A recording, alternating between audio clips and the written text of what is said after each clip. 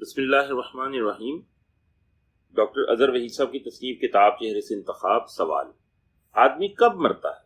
جب دل سے اترتا ہے۔ زندہ کب ہوتا ہے؟ جب دل میں اترتا ہے۔ حضرت واصف علی واصف رحمۃ اللہ تعالی علیہ کا اس قول کا کیا مطلب ہے؟ جواب: یہ قول در حقیقت فنا اور بقا کا باب ہے۔ یہاں ایک راستے کی نشاندہی کی گئی ہے کہ انسان فنا سے نکل کر بقا کے باب میں کیسے داخل ہو سکتا ہے۔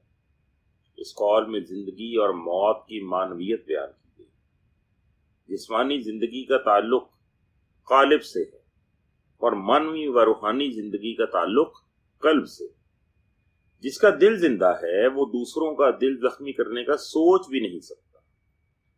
وہ جانتا ہے کہ قلب ہی تو اس ذات کا مسکن ہے، اس لیے وہ ہر دل کو سکون سے ہمکنار کرنے کی جستجو میں ہوگا، اور اسی جستجو اور تگ و تاز میں وہ جسمانی زندگی کی حدیں عبور کرتا ہوا روحانی زندگی میں قدم رکھنے کا اہل ہو جاتا ہے۔ حضرت واصف رحمۃ اللہ تعالی علیہ کا ایک شعر یاد آ رہا ہے: تو نے ہر ایک دل کیا زخمی، تو نے ہر ایک دل کیا زخمی، میں نے ہر ایک سے دعا لی ہے۔ اس قول میں ایک اور خوبصورت پہلو یہ بھی ہے کہ خدائے حی و قیوم خود کو مومن کے قلب میں عرش نشین بتاتا ہے کہ قلب المؤمن عرش اللہ۔